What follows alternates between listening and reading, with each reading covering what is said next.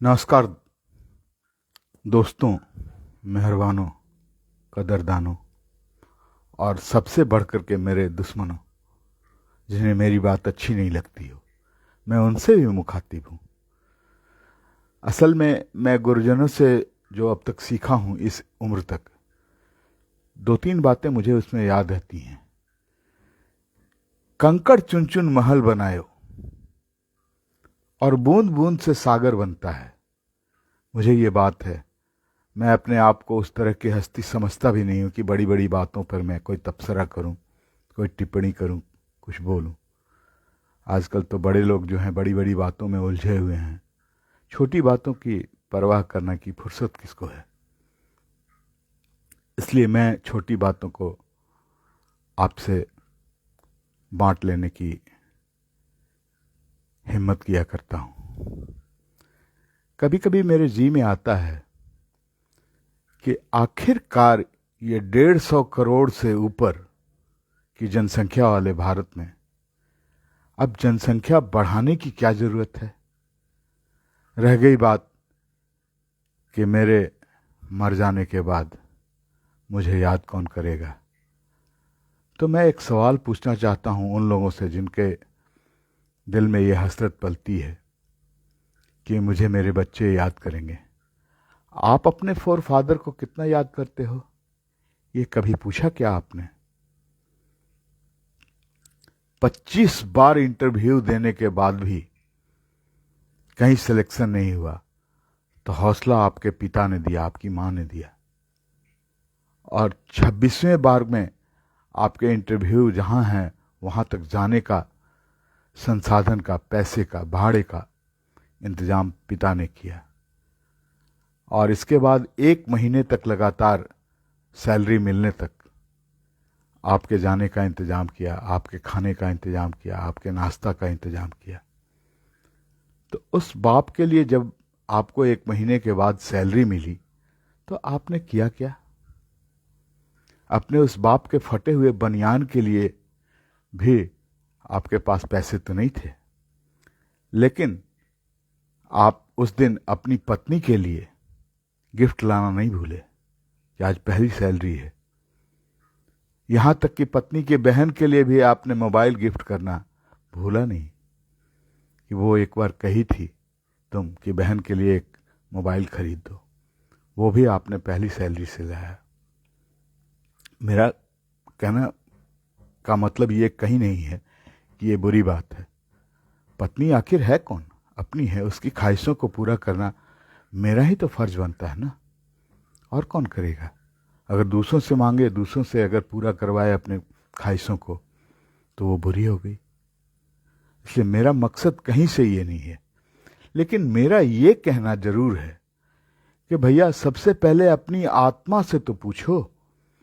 तुम तो उम्मीद लगाए जा रहे हो 1, 2, 4, 6, 8 बच्चे पैदा किए जा रहे हो, तो तुम्हारे मुल्क को तो जनसंख्या की जरूरत नहीं है, क्योंकि इसी मुल्क में 1000 से कम आबादी वाला भी देश है और आपसे खुशहाल है।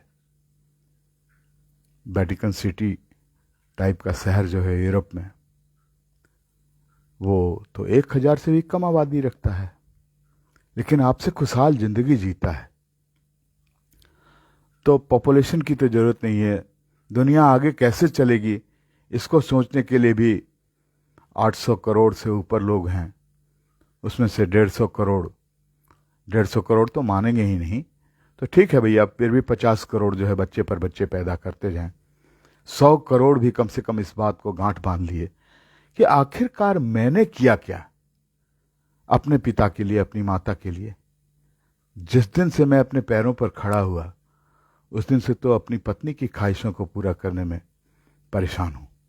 और फिर वही बच्चे, उन बच्चों का पालन पोषण, पढ़ाई लिखाई, परवरिश और उनके भविष्य तक के लिए महल और मकान और जमीन बनाने में मैं रह गया। तो फिर जब मैंने अपने पिता के बारे में नहीं सोचा, मैंने अपने दादा के, बुजुर्ग दादा जो चल नहीं पा रहे हैं, उनकी लाठी नहीं बना, तो फिर मेरे बच्चे कैसे बनेंगे?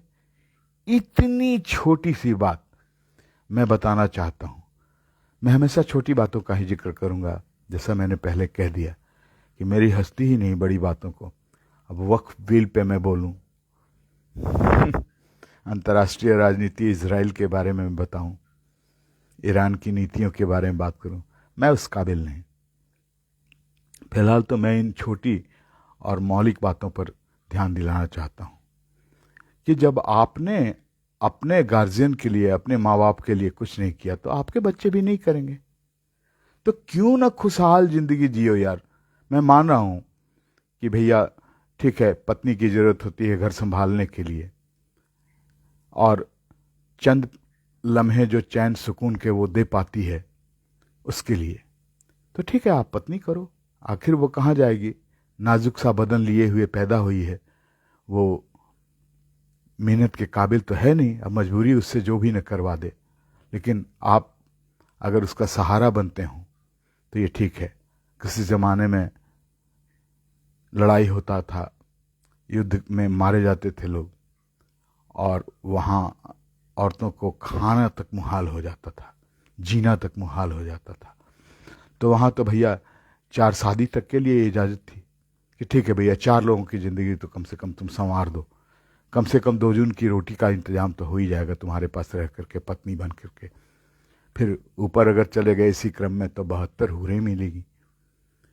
लेकिन सवाल है, अहम सवाल है, बहुत बड़ा सवाल है कि आप किस उम्मीद में आप बच्चे पर बच्चे पैदा किए जा रहे हैं, उसकी परवरिश में खुद को मिटाते जा रहे हैं, मरते जा रहे हैं। कम से कम इन बातों पे तो आपको गौर करना ही चाहिए कि जब मैंने कुछ नहीं किया अपने पिता के लिए, पहले दिन से ही, जिस दिन से मैं पैर पर खड़ा हुआ, तो मेरे बच्चे क्यों करेंगे। मेरे बच्चे भी आजकल समझदार हो गए हैं। वो कई लोगों ने तो, मैंने सुना कई बच्चों ने तो मुंह पर मेरे जवाब दिया, हाँ ठीक है, दबी जुबान में ही, कि सब कोई शौक से पैदा करता है, कोई बेटे बेटी की चाहत में नहीं कोई करता है, और बेटियां तो यूं भी हाशिए पर रख दी जाती है।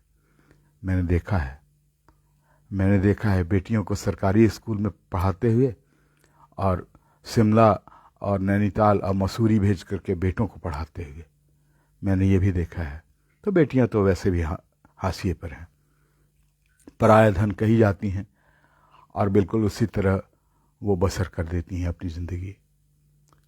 लेकिन बेटे के बारे में भी मैं ये कहना चाहता हूं कि बेटा भी आपको क्यों करेगा और कहां करता है। 2 जून की आपकी रोटी तक को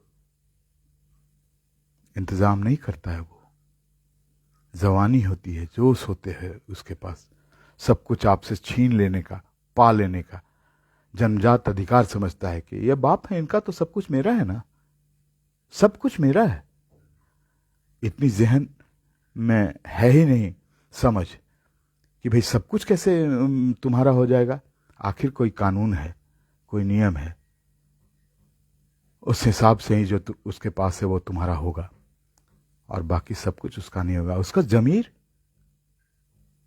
ले लोगे क्या, उसकी सोच ले लोगे क्या, उसका समर्पण जो तुम्हारे लिए था, पाप पुण्य हर तरह से करके तुम्हारे लिए 2 निवाले का इंतजाम करता था, वो भी ले लोगे क्या।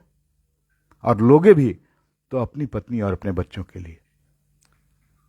तो संक्षेप में मुख्तसर सा मेरा यही प्रयास है कि अगर इस बात को फॉलो करें लोग कि हाँ ठीक है, पहले अपनी खुशी से ज़िंदगी गुजार लो, चूंकि ज़िंदगी मिली थी मुझे, जीवन साथी मैंने यहाँ अपनाया था, पसंद किया था, लाया था, मेरे भरोसे है, तो किसी का भरोसा तोड़ना सबसे बड़ा पाप होता है। तो आप उसके लिए सोचें।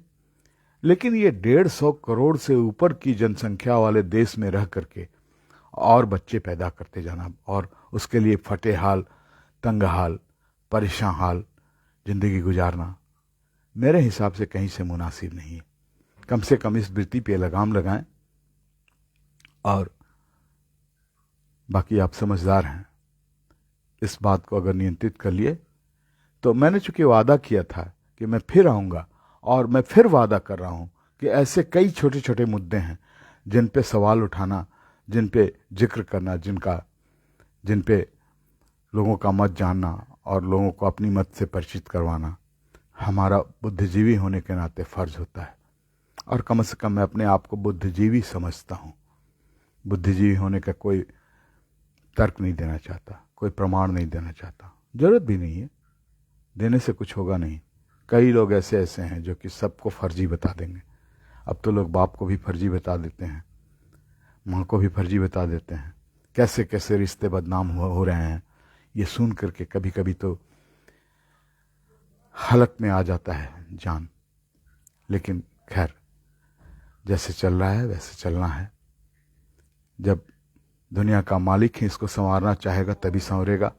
हमारी और आपकी इतनी बुद्धि नहीं कि हम संवार सकें, लेकिन जितनी बुद्धि है उस हिसाब से हम मैनेज कर सकते हैं, बता सकते हैं दुनिया वालों को जीने का ढंग।